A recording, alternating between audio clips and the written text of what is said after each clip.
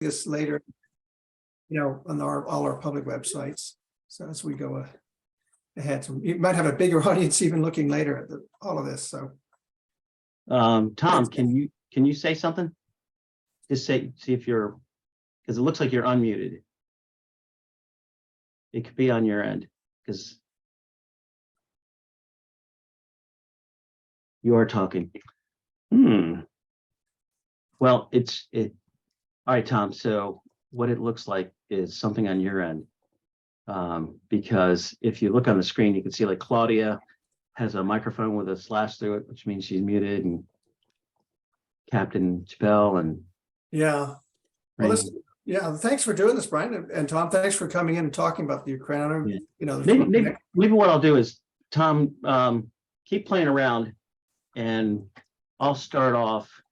And if we have to do like what we did last time, maybe, well, you know the routine. Just keep texting me though. Let me know what's going on. So, hi, Keena Jones. How are you?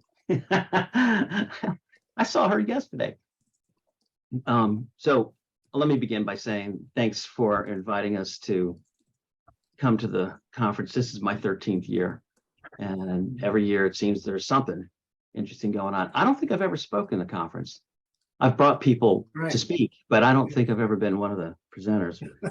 But maybe what I'll do is say this: we've been working in Ukraine for over a year. March 5th of last year is the first time we started doing things. And somebody asked me at the very beginning, just before the conference started, who we work for, and I just have to say, please don't be offended if you ask a question and we can't answer it. Yeah. So that's a question we can't answer. There's a guy online, Tom Raven, and that's not his real name. And he's an intelligence officer, and we were in Ukraine together, and he's done some border work, and we've been all over the country together. And so maybe what I'll do is I have a list of things, and we have a whole bunch of challenges in Ukraine. Everywhere you look, every direction, every institution, every transaction, there's conflict. And even when people are trying to do good things, institutions, big ones, international ones, OSCE and UN, and small ones like Silent Bridge and the center here, we run into continuous conflict at every imaginable level. And it kind of begs the question, if you don't know how to solve a conflict, you shouldn't be engaging in one. And that's what we're finding ourselves doing all the time. So to make a long story short, I'm going to tell you 3 things: how we get invited into these things, and how we have to manage that dance to be able to be certain we're dealing with credible information. In the plenary presentation, people provide information to the trust folks, and you have to make sure it's credible, it's accurate, it's not propaganda, misinformation, disinformation, good people aren't being duped, that kind of thing. And so we have to work with people whose job it is to constantly watch in a variety of different formats what's going on. And so when we talk about the information we receive, it could be security sensitive or classified. It could be from, so our buddy Tom Raven is a bird. It's a really smart. Hey, Brian, can you hear me? I hear you. Yeah, Okay. I had to use my phone to get on because my computer was being weird. So Yeah. Okay. And so Tom does some stuff that, well, we'll get there in just a minute. There's human intelligence. Like you're in a room, you're in a party, you're out in a community, and you're watching people's behavior, listening to what people are saying. And that's probably the best you can get, as long as people don't know they're being watched and they're being authentic with what they're doing. Because oftentimes you have folks out there who are deliberately in the community to do things they're not supposed to do, or they're sending mixed signals to kind of confuse the fact pattern. And you're talking about early warning systems and conflict prevention. And so early on, when this is coming, you could hear all the chatter, and there's various levels of chatter. there's the stuff you read in the news, and it's finally out there, and Reuters and the Washington Post and Haaretz and whoever are saying things, and it's for us, if you're going to use open source information, you're going to have to take it with a grain of salt. So you're going to have to read the Turkish news and the Arab language news and the Hebrew language news and the different newspapers here in the United States, Chicago Tribune, LA, New York Times, the Post, the Times, blah, blah, blah, and hope that you don't run into similar things. And frankly, it kind of it sickens me to do a quick search and you see a phrase, and then you go and catch that phrase and realize that came over the wire. It's AP, it's Reuters, it's something. And they're saying the exact same thing 300 times in the United States because people in that wire. And so what we do is we gather information from other sources. And one of the things that was mentioned in the plenary session was these different databases. And you have to take even that sort of information with a grain of salt, or the CIA fact lists and fact checks and sheets with a grain of salt, or the peace index, or the two-state index, or the failed state index, and all, there's 30 you could go to right away. Just click on conflict index, peace index, you'll find them. They're helpful. They do sometimes provide information, but you have to say, in all this noise, where's the signal? And so we have to work with, and I'm kind of leading up to this, people who have access to on the ground instantaneous information, which means we're going to be working with people who have access to technologies and signals that the public is not. And so we have the human intelligence, which we can all do, but you have signal intelligence, and you could be listening to people. They could very easily be, and they are listening to us. And so we have to be exceptionally careful about what we say over what sort of lines. Like this, I'm not going to tell you anything that you probably wouldn't, you would know, you'd be able to figure out on your own. But we have satellite, we have drone, which can do all sorts of different types of things, but infrared, radiological, even things like humidity and temperature and water. So why would you need that kind of information? Well, because if it's raining like crazy, tanks can't travel on dirt roads, or they can't travel through certain fields. And so if you see a lot of blue and they're sending tanks that way, they're going to get mired in the mud and become sitting ducks. We take all that information. We want to know what the terrain looks like. We want to know who's there. We want to know what they're doing, those sorts of things. And so when it comes to humanitarian assistance, things have, especially in the conflict itself, not post-conflict intervention, peace building, reconstruction, structural stuff, bridges, roads, horizontal, vertical construction, building of hospitals, bringing in supply. No, we're talking about sending supplies to Eastern Ukraine physically, literally being there, having folks within a few hundred meters of, Russian troops, that kind of thing. And I'll be careful here. I'll say this: when we went to some places we went to included Chernobyl. And so the reason is, why would you be in an exclusion zone? And the reason being is you go to a conflict zone for a variety of purposes, and all crawling all over Ukraine right now is you got categories of people, and you have war crimes investigators. And I think they're kind of crazy to be wearing a shirt or a jacket on the back that says war crimes investigator, because they do. And it's kind of like, keep me please the hell away from this, because if there's a sniper, and they have one bullet, who else are you gonna hit? But there are people there doing some stuff. And so Tom and I and some other folks, and I can mention some names. One is Mitzi Perdue. She's a journalist. She's a philanthropist. She's an incredibly brave octogenarian who can outrun a lot of Marines. She's in fine physical shape, and she's got a very sharp mind. Went over on one trip together where we were asked by some folks to visually be there and verify and answer some questions.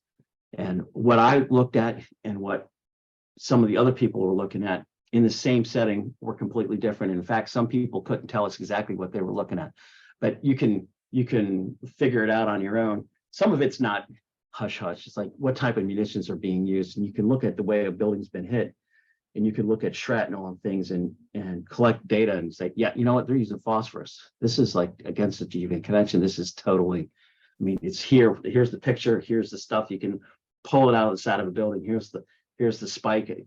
And what we're looking at is the destruction of, say, police stations and cameras and communication systems, those sorts of things, because the Russians came in to wipe those out, to create civilian havoc without law and order. What's the best thing you can do is do that to your enemy and let all the crazy guys go out. And let's face it, man, when the war began, about 250,000 automatic weapons, not semi-automatic, but automatic weapons were in the Ukrainian arsenal. And Zelensky, President Zelensky, opened it up and said, we got to fight. And if you're a male under the age of 60, you cannot leave the country. And so 8 million people started to leave the country. So we've got weapons, we've got guys that are not right in the head coming back from the front lines. We've got domestic violence running crazy. The police need all the help they can get. We have up in Chernobyl, there were 23 vehicles that are basically used by the police to patrol 9,000 square mile exclusion zone to keep people the hell out. And the reason being is, perfect example is the Russians came in, they built trenches, they had the sniper pits, the whole 9 yards, within eyesight in hotspots by Chernobyl, the power plant. So we have these different hotspots, and you could drive through some area and go slow because the background radiation is within normal limits of 3 parts per or whatever.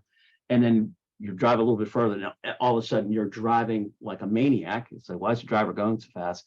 Because the Geiger counter is reading 170,000 parts. So you don't want to hang out there because you will get into radiation sickness quickly, and it can, and worse. And these guys dug trenches, so they took radiation sickness back with them. But they also stole all sorts of stuff. If it wasn't nailed down, if it wasn't bolted down, they stole it. They went into the graveyard and the equipment graveyard and stole all this metal. Wow. Worse off, they broke into some places where you have animal parts like horns, not tusks, horns. And in some communities, you grind those down and it's for medicinal purposes. Well, you got radiated deer antler and that disappears. It's kind of like, oh my gosh. So you can melt down metal and it's still radioactive. So that could be in a car part in Russia. You can literally see Wow. the trail of radiated material. You can see where they dropped it off. Yeah, going back through certain countries. Let's see. And then it kind of trails off. The other thing we're doing is we're looking at information and data on people movements. And you see these Eastern Ukraine rail lines, packed cars with people going into Russia. Well, where are these? There's this thing about 15,000 kids that are missing. It's more like 200,000. Wow. And yeah, it's the biggest, but this is the way this, the Soviet Union worked this way. And Russia still has it in its, collective political history and memory. You move masses of people around. And so we have to look at that. Now we haven't been that far over. Some of the guys we work with have, but we have access to information. So what we've done is we've gone over and this is how do you get in? We've gone over at the invitation of very specific people who have got credibility in the military and the police and in the highest parts of the government to assist them in a very specific way. And this is what I want to say. When you're invited, they're going to check you out. They're going to suss you out. I'm on no social media at all, which is I've always been that way. I don't want to advertise anything that I do or who I am. And I know doggone well they've got the ability to check out everything I say. So you tell them exactly what you do, no exaggeration, and what you're capable of and what you've done in the past. And, I can help you here because I've done this. And you give them some background information on that. And the good signaling thing there is they check you out and they go like, this guy's credible or that person's credible. And they say, well, we're looking for people in this area. So Tom has a skill set that is and I'll be careful here. I'll let him tell you more about himself, but he can look at something that all of us will be looking at, and he'll see things that are totally obvious to him and completely oblivious to us. And I'll give you an example there was a photo that came out, I think it was published in the Washington Post, and they were saying, oh, look at this in this picture. And Tom looked at that and said, oh my gosh, you're missing the most important thing. How can you write a story about this picture without seeing Yeah. this? Tom, you want to say Yeah, something about it was actually, it was the New York Times. They reported on, Times? some ground disturbance at one of the alleged filtration camps, which is, looking at unclassified satellite imagery and seeing like a trench that's 20 meters long. That's an easy call, but the big picture they missed were all the little like, small dots that were in the courtyards in these confined structures, which were pretty much all the refugees and the POWs from Maripol. But it just shows you like it takes a little more expertise, to see small things like that. So I was able to actually collaborate with the Washington Post and be like, hey, the New York Times missed this. You guys want to take a look at this? And I made some graphics for them, sent it their way, and they updated they did their own reporting and outcompeted the New York Times, because there's always that competition back and forth, but just those little things like that to identify where the POWs are, because that's that was one of the big questions, like where are these people going? It's cool that with ground disturbance you found that and people are inside and they're dead, but there's nothing you can do about that now. Let's find people who are alive.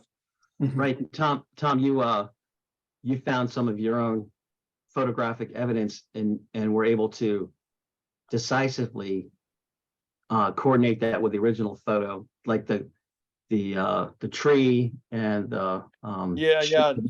Unfortunately, I don't have.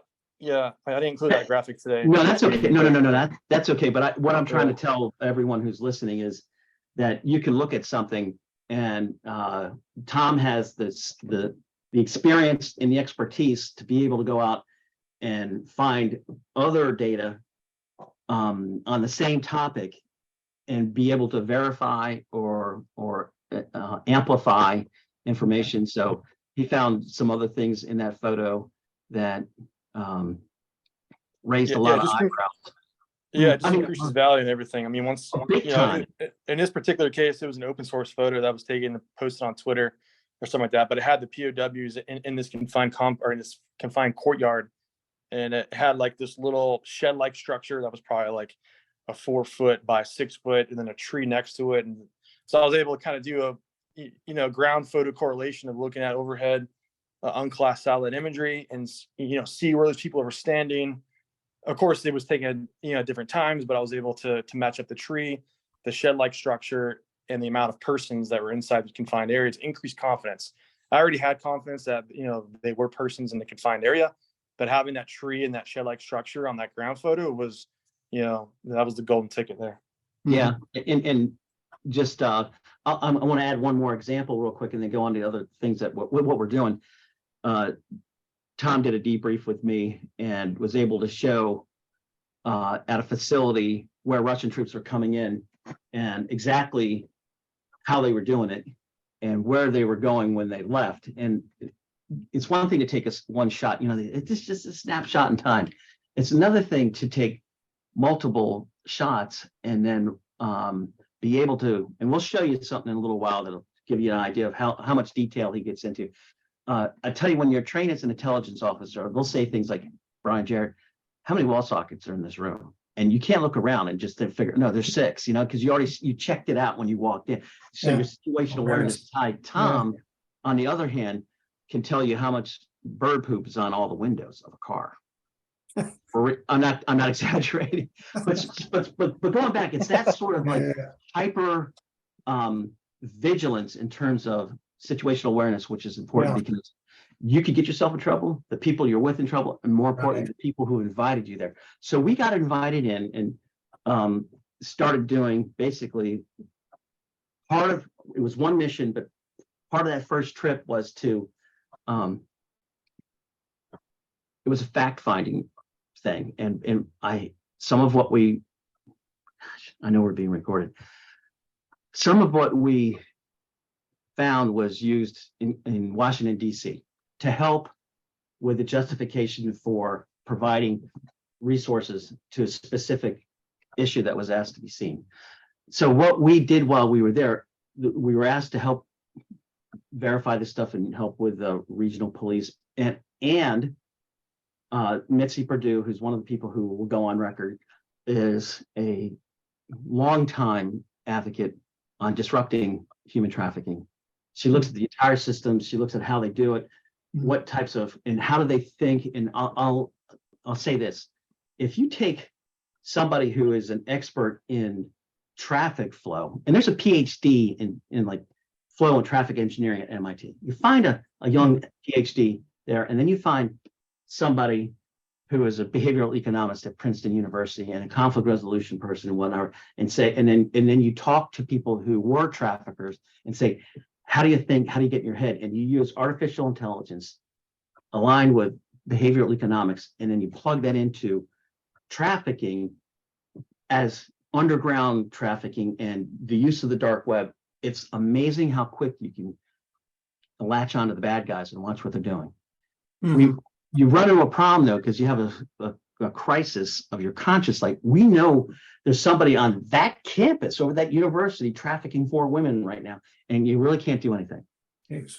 You have to catch them doing something else. It's like the old Al Capone and a tax evasion thing. So you catch the guy for child pornography and put him out of business. Yeah, okay. And there's ways to do that too. And that's the way they capture this one person. The reason being is you don't want to let the network in that you're watching them, because then they'll go further underground. Right. In a war zone, in a dark spot such as Ukraine, where communication is disrupted and there's all sorts of problems, you have to fight fire with fire. And so for instance, one of the guys in our group, and I won't name the technology, but in Ukraine, you have to put your papers on your phone. In Ukraine, you're required to demonstrate your identity on demand. So all your paper, and there's a program that fits into that, and that was field tested in another country, and its job is to learn you. So when you go to this grocery store or that gas station or this bank or that school or church or synagogue or whatever, mosque, it starts to learn who you are. And so if you go from here to grandma's house and it's east to west, it'll say, hey, well, been here before, I know this trip. But if you're telling somebody I'm going west and this really cool software is on it, and you get on a bus and you start to head northeast, it'll chime you and saying like, hey, is everything okay? And it also chime your mom and anybody else. Wow. Are you okay? And this is one other way to catch traffickers. They've stolen complete busloads of people. They're supposed to be going to Poland. They wind up in Belarus. It's kind of like, what happened here? And there's been some interdiction. So there's some almost like James Bond, Mission Impossible types of things that are going on. And so what we've done in Ukraine is started build a chain across the country of locations where resources have been gathered. And it's not military, it's all humanitarian. And it's to fix up these locations so that you can go from one to the other.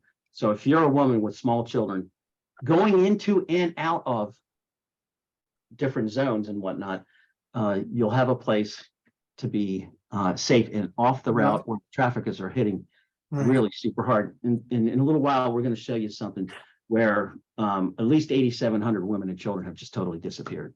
Wow. They've literally gone through this checkpoint and it's like, and people, they have a different SIM card. You know what? They could have called somebody. They literally, it goes blank. Their trail ends there. So, Brian, just a good question. Sorry. So it's not just willy-nilly, some lone wolf actor doing something. This is organized kind of crime moving in around all this stuff. yes, and you got to deal with them, and they're dangerous and they will kill you. Yeah, wow. Yeah, and you could see something. It's kind of like, got to tell the police, got to tell the authorities, and there. I mean, there's been some instances, but it's dangerous. So we're working on 2 things. So I want to talk about some of the conflicts that we've come up with. If you don't have the right team that has the right skills, knowledge, abilities, and whatnot, you're going to find out real quickly you're going to have a problem. If the people that have checked you out and you've checked them out and it's okay, they're credible. They've got you. You see, you're not walking into a trap. That's good. You have to talk about conflicts dealing with security and safety. So when we were there, we were in a secure bubble. They armed the people that were with us were armed to the teeth. There was, I'd say, at least a minimum of 6 armed folks with automatic weapons at all times. And that's on the light side. On the heavy side, when we were with some big people, we're in a caravan, there's probably a dozen people with automatic weapons, and they had people out in front and people behind us and all that. I also want to add that communicating, something simple as communicating on your phone is an issue. And Tom, we're going by Tom here. Tom is very careful and doesn't even, if he has a phone, it never is turned on. It's put in a Faraday bag. It's locked up. You can't, even something like this, Brian, a Bluetooth device can give you away because it hooks to my phone, right? And if I'm with Brian Jarrett and they've got his IP address and they're tracking him, they'll go like, well, who's this guy? And then they'll start tracking me, and they'll track my Fitbit, and I don't even have to have my phone on, and they could be tracking me. And 30 years ago, I could go into Sarajevo or Mostar and not be tracked at all. Walk over the mountain into the town, deal in cash, stay in people's private homes, not be seen, do my work, and leave. Nowadays, they're going to see you. It's cameras, it's phones, it's iPads, it's even cameras. Like people have these really fancy cameras. Yeah. You take a picture and you upload it to the cloud. Yeah. Well, anything that's got an antenna is going to track you, period. And if you turn it on, so we've got an intelligence officer married with 3 kids. I'm married with 3 kids. We got another intelligence officer married with 4 kids. Somebody turns on the phone to take a picture, and all hell breaks loose. So the thing is, and then here's some conflicts in the country. We have, luckily, people that are Ukrainian citizens who went to school in the United States. They know what we mean when we use certain language, and they know what the other guys mean.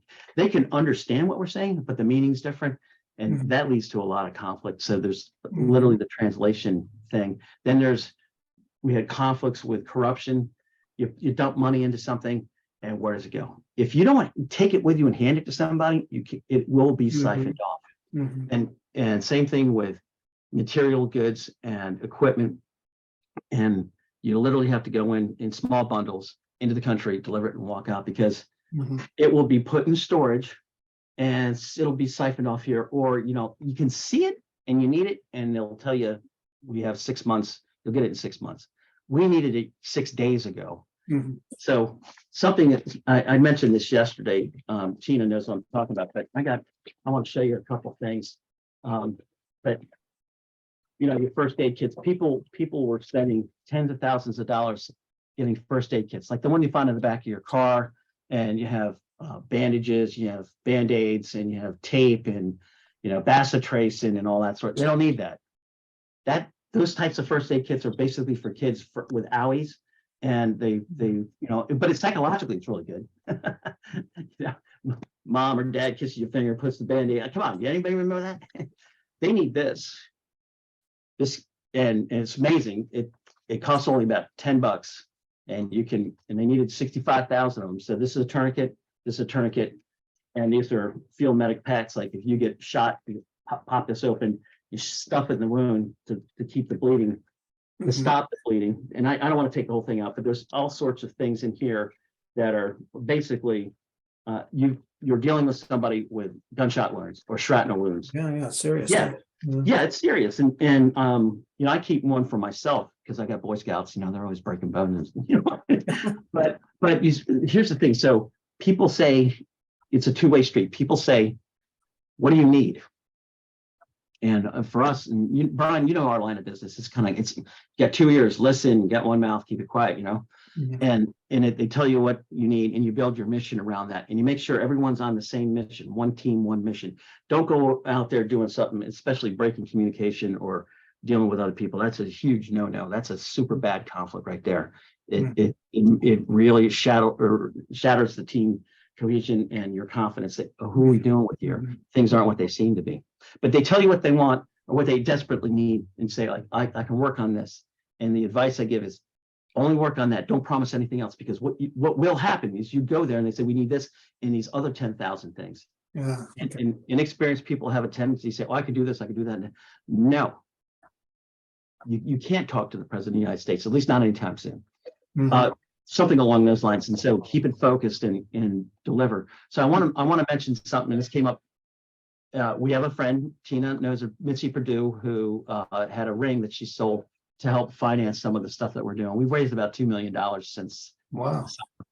But a big chunk of it came from her selling a family heirloom. It's a emerald that came off the shipwreck, the Atocha, which is a Spanish galleon that went down in the Florida Keys. Had an equivalent about $1 billion worth of gold and silver and jewels in today's market value. And she's a very wealthy lady, and she sold this ring. It was valued between $50,000 and $70,000, and it was on December 7th at Sotheby's, and it went for 1.2 million. So, I mean, but the story behind it's great, and she gave every penny of it to what we're working on. And then the problem was, then the thing is like, how do we get what we now got our hands on? How do we get it there, or how can we buy it there so it doesn't need to be shipped? And and who is in receipt of the money, and who here can send it there? And everyone's trying to be super careful because of black market sorts of things, and that slows it down. And that if you deal with somebody with an ego, like I want to be on the front page of the New York Times, look at me, I'm delivering 65,000 packs, I'm delivering 18 cars, we're fixing this building. This is where you have to bring people in that aren't originally members of the team, and you have to deal with different agendas and things like that. And this is where we have to kind of do our conflict resolution stuff. So I what I want to do is shift gears and show you something. And Tom, Tom, if you can share your, Tom, can you share your screen? Are you able to use your computer? Because I had to jump on my phone for this. Oh, yes. Okay. We'll just do our normal routine then. Yeah, like yes, yep. Yeah. I have final version April 23 at That's it. 1500 hours. Okay. All right, guys, give me just a second, please. Let me figure out how to. Just while you're doing that, Brian, I could just say, so what's happening then basically, so, I've talked to people at the Justice Department, and there are lots of projects going on where people are solving, projects that people don't even get to see all of the things they've done that have solved in advance of problems, steering away problems and reducing problems. And it's really good work. It's very necessary work. And basically, in some ways, that's what you're talking about. You're talking about the idea of getting in there early, resolving matters, resolving conflicts, lines of communication, building, putting peace structures in place, and so forth, trying to basically. That's happening. But Brian, in the main presentation, probably said the circle, like where are you intervening? Yeah. And if you look at Lund's curve, we're intervening in the conflict. Wow. And so what's the most pressing thing? We need arms, we need Stinger missiles, we need Abrams A1 tanks, we need F-35s. So what we're doing is, it's on the list, but it's on page 600, item 10,000. But though there are people there who are set up to do that, and at a smaller scale, and you're never going to hear about this because when you go to the briefing report every morning, it's about casualties, it's about where the troops are, that kind of thing. You're not going to, hey, the Center for Conflict Resolutions, but it's there, and there's a time for it, and logistically assets are there. It's just a timing thing that'll occur.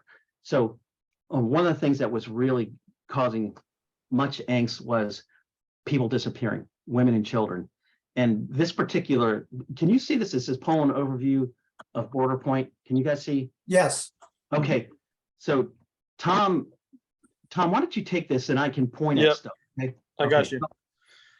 Yeah. So I took a little bit of time off from work. This was in April of 2022. And my partner, she was like, do you want to go to the border and feed refugees for a couple of weeks? I know I have a friend that's, at the World Central Kitchen. He's working at this checkpoint.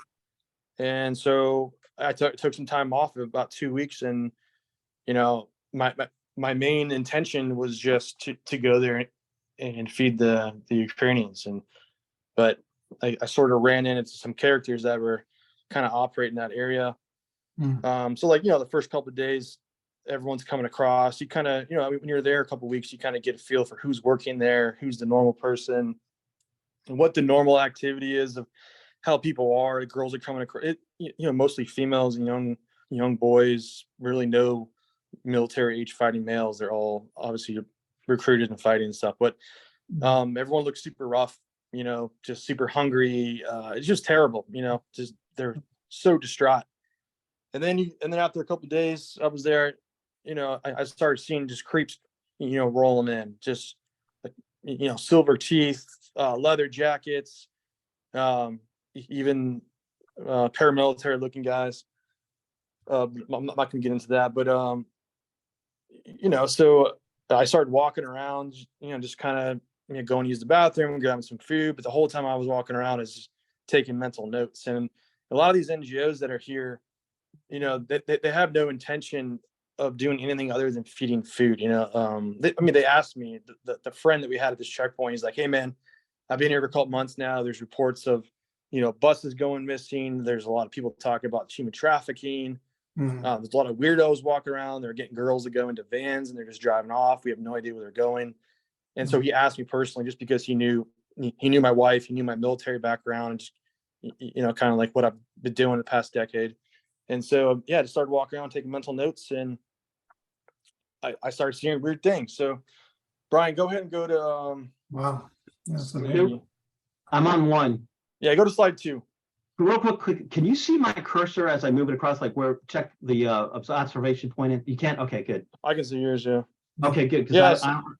Go for So it. this is a good one. So since the activity kind of piqued my interest, I started sort of like recruiting like a local, like my own little team of people, of volunteers that were there who are bilingual skills, living for different countries. Everyone was there helping, a lot of organizations. But I made friends with this girl from Poland, and her story is allegedly, according to her, she kind of got roped into doing an odd job trying to help out stuff in building 1. And according to her account, when she was in there for a couple of days, there was a room that she accidentally opened the door, and there was a bunch of bunk beds, and it was just all a bunch of young Ukrainian girls, maybe probably like teenage, type girls. The guy who was running that spot, she overheard on the phone. He was always arguing about money, and so it was her gut instinct that it's maybe some type of money laundering. I mean, that goes hand to hand with any type of prostitution or trafficking humans.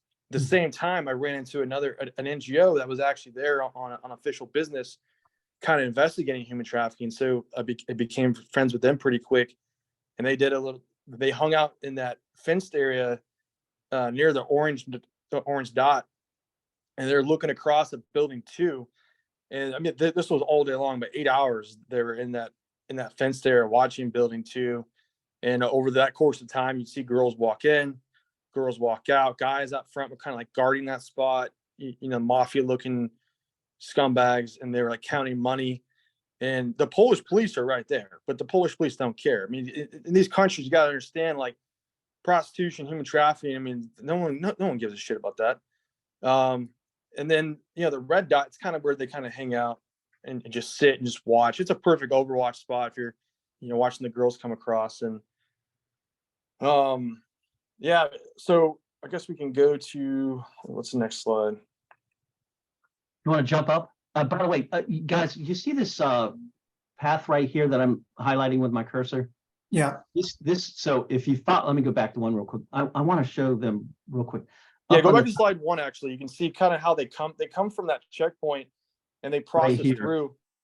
Yeah, so in between the 2 yellow marks or the 2 orange is where I was set up for a while feeding refugees. So I caught the front end of the waves of literally hundreds and thousands of Ukrainian refugees. But I feel like the scouts, I'm calling them scouts because that's what I'm designating them as. They're like young kids in their 20s. They're able to have conversations to girls, because you don't want some old guy in their 40s walk up to like a 13-year-old, or like, let's say like a 16-year-old and start a conversation. It might be weird. So if you're going to recruit, and then this is what the cartels do in the U.S. Mexico border, they just to switch to the United States, they have kids in high schools. They're actively recruiting girls in high schools because it's their age. They relate to them, social media accounts, they become friends.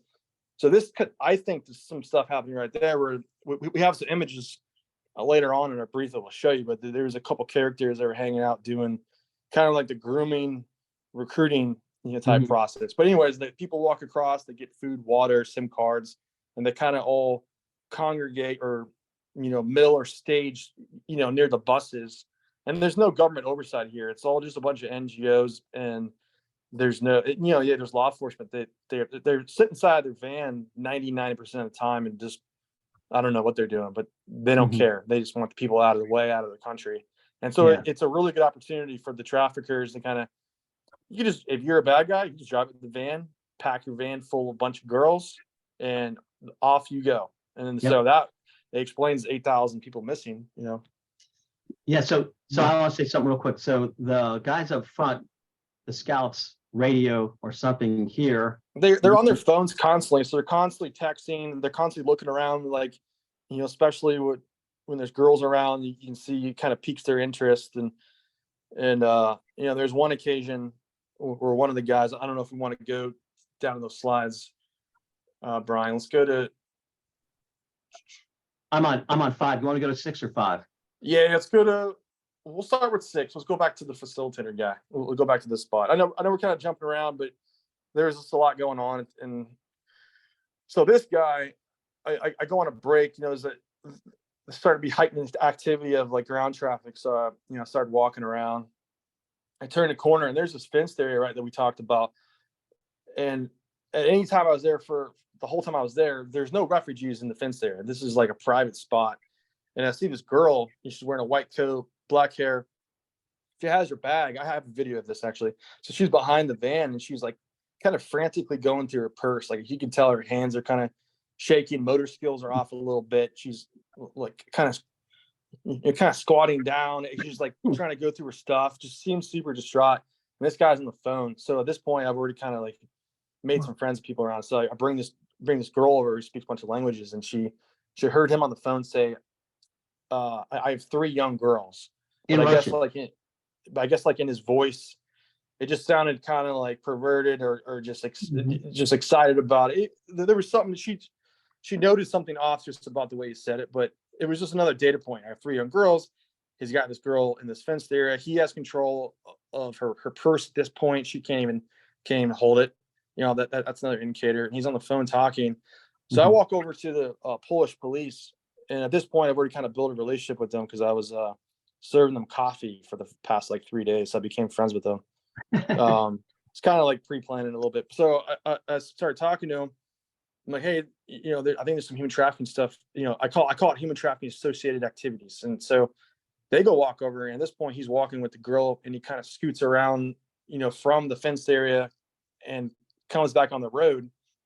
And they walk up to him, and he's speaking fluent Russian. And as soon as the cops get maybe 5 feet away, or maybe a little further, I'm not sure the actual distance, but he switched from Russian to fluent Polish. So he was blending in. That's another indicator for me. That's not a red flag. Why are you switching back and forth? Like the timing was, a little weird how cops get close. You're with this girl and you switch to a different language to kind of blend in. So, and the cops noticed that. And they told me that, and that was the reason why they followed him all the way to the border checkpoint. So this girl was going into Ukraine, and they did a really good job. Actually, they talked to the border checkpoint guards, like, "Hey, have you seen this girl before?" And I guess, I don't know if she has the same coat or the same hair, but they recognized her, and they said, "Yeah, we see her coming back and forth."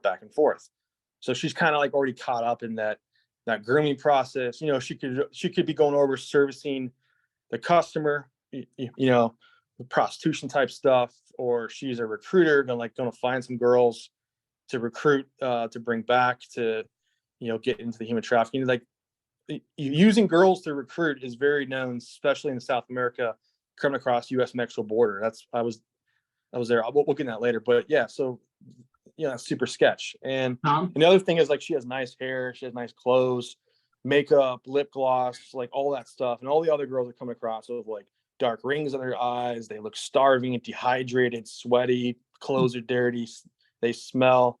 And, because they've been through literally hell and they've traveled across the whole country, and who knows when they've had a shower, eaten. So, and then you have these girls that look real nice, and they're, it's just another indicator, another data point to kind of put the picture together.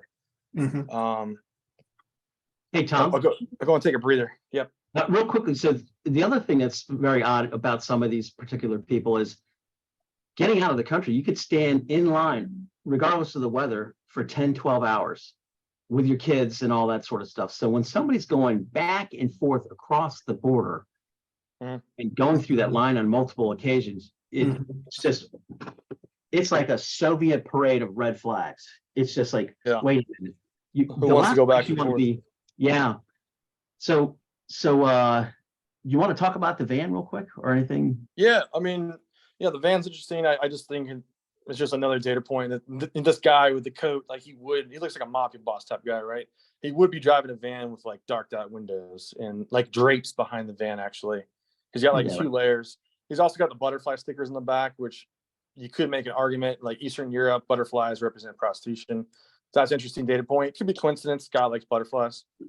But yeah, I mean, so this guy hanging out there, have a good, guys at building one with girls coming in and out. You got the alleged account of the girls in the bunk beds. This whole area is just like scumbag stronghold. And I guess you can probably go. Like, you can go to slide 7. Just take a look at the van. Yeah, I'm on 7. Tom, so one of the things is by going there and looking at, and you're trained to look at these things, and we've got an idea of the types of behavior and activity that goes on when you're snatching somebody out of the stream and they disappear. And like it said, this picture, you saw this overhead picture from the drone. It's more people have gone to the Bermuda Triangle from this spot than just about anywhere else, other than the fact that there's mass stealing of children in the East. And you have to look at this and think, it screams, this is a dark spot in terms of law enforcement really doing something in terms of communication. And this is like the perfect place for people to go into. So by building these homes and shelters for women, they stop before they get there. They rest for a couple of days. They've got some food. The kids are sleeping. They've got some rest. And they're able to make some better decisions, because what happens is you get into this situation and they go like, hey, the bus is leaving in 5 minutes. You better be on. There's not going to be another bus for the rest of the day. And mom gets her 2 daughters and puts them on the bus, and that bus never shows up. It wasn't going to Warsaw. You could be in Italy. You could be in everywhere, Romania. Or they missed that bus and now they're desperate, and a van shows up with a guy and like, hey, I can take you there. And then you disappear. There's so many ways to disappear, like the recruiting and the grooming, like things going missing. Brian, you can go to slide 8 if you want. Okay. Oh yeah. This is a good example. So I was actually sitting right across from them for like 2 hours, just watching. The whole time I sort of wanted to kick the guy in the back of the kneecap and then like slam his face against the fence. But so he's sitting there he's talking to these girls, I can tell, and my wife was next to me too. So she was analyzing their body, body gestures and body language and everything. They didn't seem like they're happy to be around them. Like a lot of them were like kind of looking down. But anyways, I got a note written that was in fluent Russian. And it just said like, hey, like, watch out, this area is high in human trafficking. It's happening here at this border. So I handed it to the girl on the far left. She was the oldest one. And then it was an odd situation because she looked at it, and she didn't even look at me when she looked at it. She just looked at it and handed it to him. And he looked at it, and he took a few seconds to read it. He understood it. And then he looked at me and smiled. And it was just, I don't know why you'd smile about that. He had a bunch of silver teeth, but he was with them, and these girls also didn't fit the pattern. They have their hairs combed. They look nice. Their clothing was a lot better than all the other Ukrainian girls that are come across. And they went in, they were going back into Ukraine from there. So yeah, it's interesting. They're going back and forth. I mean, there's something going on. Right. You know what? if you're going to hang out, you hang out at the mall. You don't hang out at an international aid station where people are in desperate need of medical help and food and information. I got to say this though, it's Right. the way they set it up is you could go on your phone with QR codes and say, I want to file for temporary citizenship. I need to get to this location. Where's the map? How can I access money? All that kind of stuff. And then you got people loitering around that aren't volunteers. They're not with the UN. They're not with the Israelis. They're not with the OSCE. It screams something screwy. Something's not right. Hey, Brian, Jared, I have a question. It's a little after 5. What time do we need to be back in the main room? I will defer to Kara on that, because she's keeping our time. So, yes, Brian, well, we're gonna try to go a couple minutes early. I think we're gonna return at 2:20 back to the main room so that everybody can just, Okay. reconvene and say About 12 goodbye to minutes. each other, I guess. So we Yeah. have So we've maybe got, it is now 2:06. 15 minutes, 14 minutes. Mhm. Okay. I just want to make sure. Sure. Hey, Brian, I can conclude this real quick on the last couple slides. I want to go to slide 9. Yes. Yeah. I'm on So 9. this guy's friends with the other guy with the silver teeth because they're sitting together, and I just could tell they're friends. And so they're kind of there's like this bench, so they're sitting there. And anyways, this mom and her daughter. You can go down to slide 10. Mhm. The mom and daughter are walking up, and who knows? Maybe this guy's a cousin or a friend or something like that. But just the amount of weirdos and scumbags walking around, you just never know. But anyways, he like approaches the mom and the daughter, and he kind of like grabs the luggage, and he's like, "Hey," I'm just assuming what he said. He could have been like, if he's a trafficker or a scout, but like, "Hey, I got a buddy. He's doing a cab service. So he'll give you a free ride. Here we go. I'll take your luggage. This is the van he's in." That could be his sole job, is just to approach the mom with a 13, 14-year-old daughter, and she feels like everyone just wants to get home. They just traveled a long way. This is the most vulnerable time in their entire trip, is like getting picked up in a car. I mean, obviously traveling and getting boarded and shot at, all that stuff's bad. But as they're crossing through, I feel like this is a very crucial point to get in the car with the right person. Right. And then they got in the van, and it just took off. And so I don't know. I hope they got to where they're going, but this is happening every single, during this time. This is happening 100 times every hour. Just people coming in and out. These creeps know when to show up. Like they live in the shadows. This is organized crime. Like, for example, the cartels. They use the gangs to currently in Washington D.C. They use like the MS-13 and the South Street gang or South Side gang, whatever, traffic girls into DC. Same thing with the cartels. And so a human is like the greatest renewable resource for organized crime. It's not marijuana, fentanyl, cocaine, heroin. It's not that anymore. The cartels are getting smart, and organized crime is getting smart. I was down at the border, the U.S. Mexico border, talking to chief of police or the chief of border patrol and some sheriffs, and they're not seeing any of that. They're not seeing any narcotics come across anymore. They're seeing humans. It's just because the amount of money you can make prostitution, the amount of money you can get. I mean, we can get crazy about this. Yeah, I mean, everyone had these people who are trafficked, people put into this sex trafficking. They have a time window on when they're going to expire. So they're smart, and they're going to harvest bone, blood, organs. Right. There's reports of people being put into cages for 2 years, and they're just taking blood and selling it from a person, selling their organs. It happens in Nepal, in Bangladesh. This is very well documented, but no one wants to kind of like look into that dark side, turn the veil over and see what's really happening in the undergrounds. But that's the kind of people we're dealing with. We're people, right? It's. And so I think these safe houses that Brian's working on, like, I think that's a great opportunity to like give them the education. If they're going to be there for a day or two, like educate them on what to look for, who to call if they need help, but just the identifiers, like it's too good to be true to have a job, or don't trust anyone. Just, travel with your group. Don't break off. But they're falling into bear traps because they're tired and they're just not thinking right. Right. right. And Yeah. Perfect time to pick somebody off.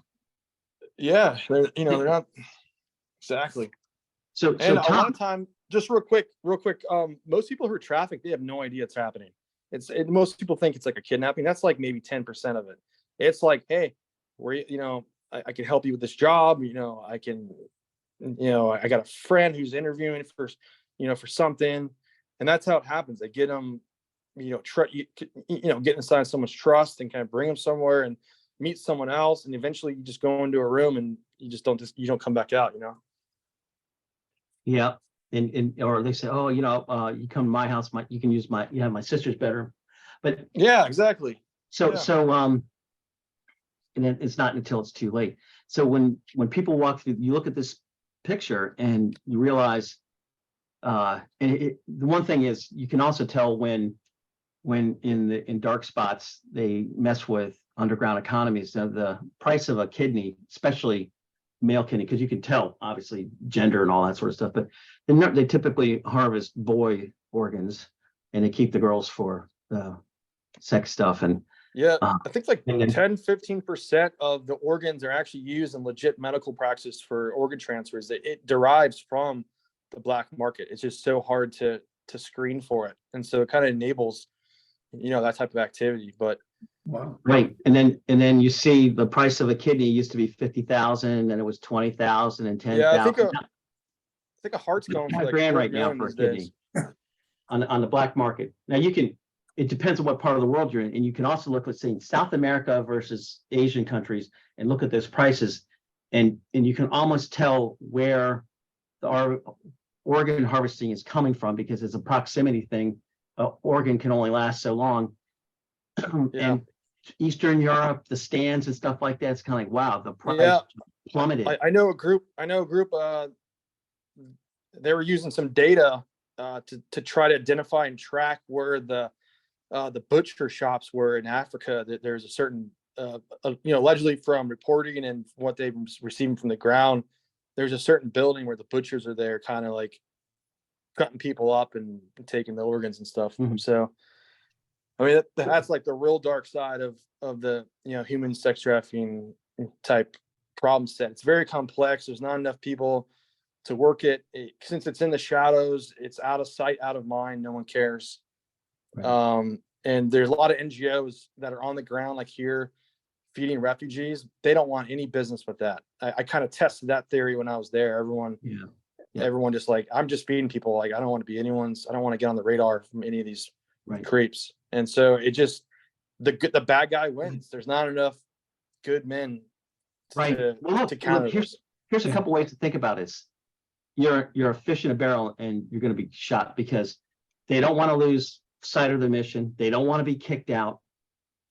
The traffickers rule the day. They're going like, what are you going to do?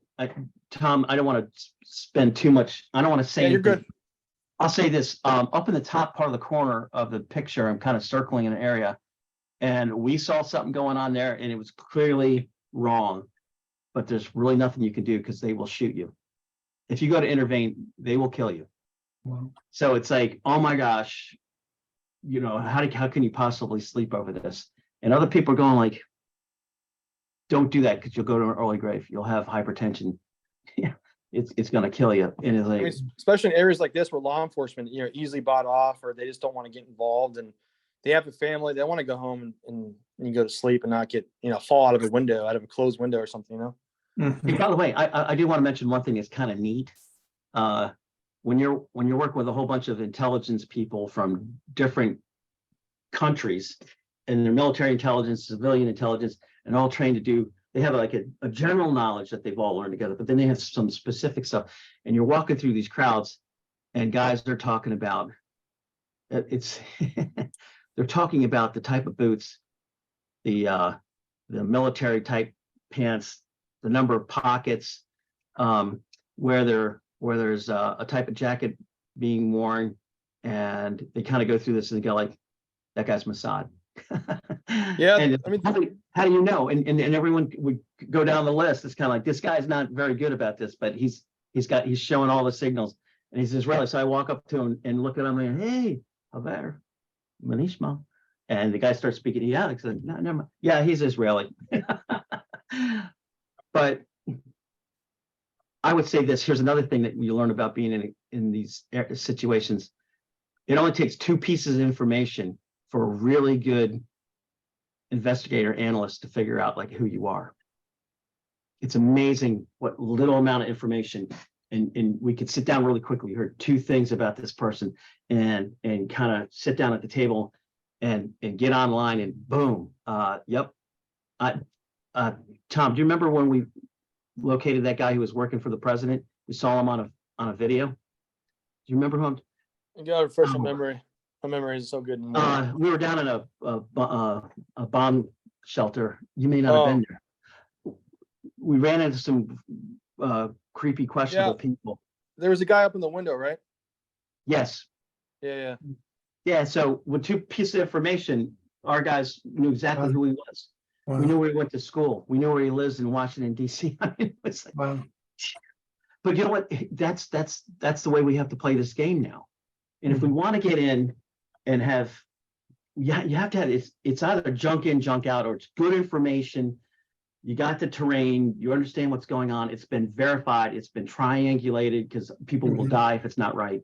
Right. And you go in, and then you don't panic. You keep your cool. It's almost like you're in a movie, even though it's a dangerous situation. And you do what you got to do. They either think you're crazy, or you've been here before, or but there's a tendency for people who want to shock the system real quickly and see, literally, Brian, you know this from martial arts, to see who will flinch. Like, I've got you. And now they're living in your head rent free, and you learn all these things, and you go into this situation. But if you don't have good information going in, that's the first sign of trouble. And that's why I hang out with people like Tom. Mhm. And he contributes greatly to conflict prevention and conflict escalation by contributing his knowledge. Real quick, Brian. I mean, there's so much to do. I mean, we have the spring offensive coming up, so we have a lot of lessons learned. We know a couple of things. We know NGOs are not prepared, not trained to identify it. There's no footprint of anyone going there, handing out flyers, talking to organizations, talking to people in their local language, kind of getting the word out. That's not happening. All these people coming across are getting ambushed, and we're letting it happen. And it actually keeps me up at night. I couldn't sleep last night because I was just thinking about the spring offensive. All the girls are going to be coming across the border again. There's going to be NGOs handing out food, and there's going to be creeps putting girls in the vans.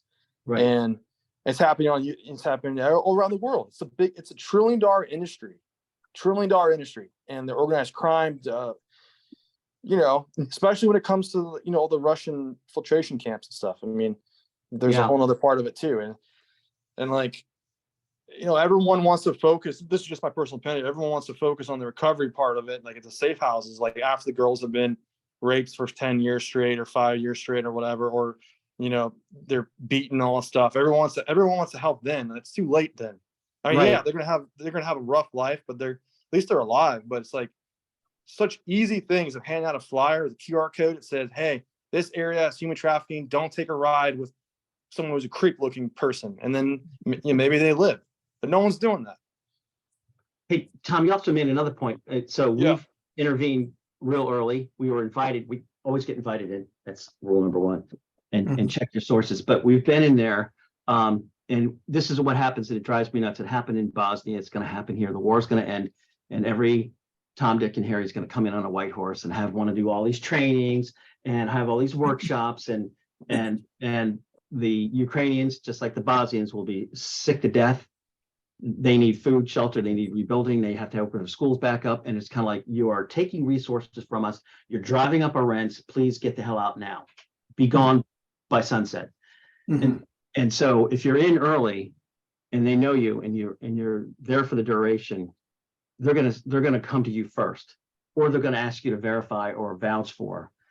But by showing a dedication to a long-term, let's face it, when we get involved in cases like this, I'm on cases that are 15, 20, 25 years old. I mean, like, so probably she and I are on the Carter board together, and I used to be the president of IMTD.